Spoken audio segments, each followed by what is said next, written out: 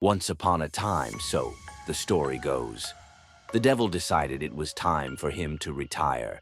He planned to sell all his tools of trade malice, hatred, jealousy, lust, envy, sloth, and arranged them, price tags and all, in the most attractive manner possible.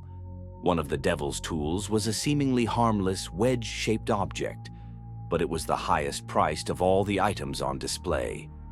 Moved with curiosity, someone approached the devil and asked what he called this particular tool.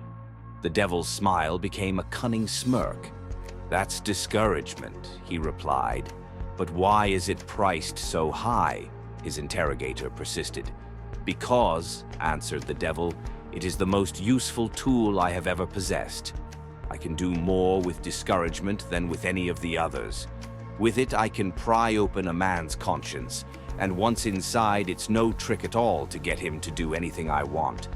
And though you'd hardly believe it," the devil added, "very few even suspects that it belongs to me." No sensible person expects life to be a bed of roses, but for all that, a tendency to discouragement seems to be one of the most prevalent of human traits. Sometimes, when troubles and disappointments seem to pile up, when the future seems dark and foreboding, there is a great temptation to break down and confess defeat.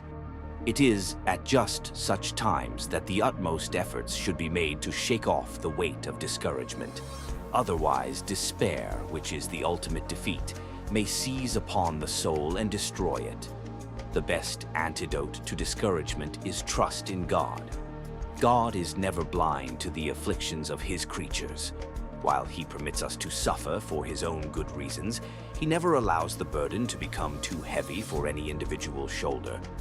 Discouragement there is merely a sign that we have not kept close to him as we should, that we have, in fact, neglected him and refused to accept his offers of help. Every life will have its share of discouragement, but discouragement will never overcome a soul which keeps its vision fixed on the eternal reality of God and his truths. Paul sounded a challenge to all when he declared that nothing on earth, grief, pain, temptation, or disappointment could ever separate him from the love of God. The love of God remains the impenetrable armor against which the devil will strike in vain with the weapon of discouragement. Put on the whole armor of God, that ye may be able to stand against the wiles of the devil. Ephesians 6:11.